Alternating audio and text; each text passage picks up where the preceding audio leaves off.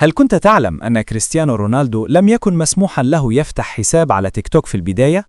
نعم، المنصة نفسها اضطرت تراجع حساباتها وتجهز خوادمها قبل حتى ما يسمحوا له بالدخول.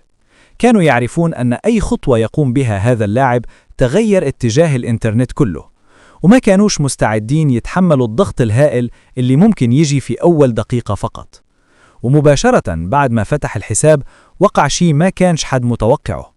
في ظرف 24 ساعة فقط رونالدو جمع أكثر من 8 مليون متابع وقرابة 25 مليون إعجاب، رقم مرعب كسر به كل الأرقام القياسية على تيك توك، ودفع ملايين الناس حول العالم لتحميل التطبيق فقط باش يشوفوه في مقاطع قصيرة. الجمهور نفسه قال أنه كان كيتسنى اللحظة اللي يشوف فيها نجمهم المفضل على المنصة الأكثر انتشاراً. واليوم إذا كتبت اسم كريستيانو رونالدو في البحث، تيك توك يعرض حسابه الرسمي مباشرة، وكل الحسابات المزيفة تحذف في وقت قياسي.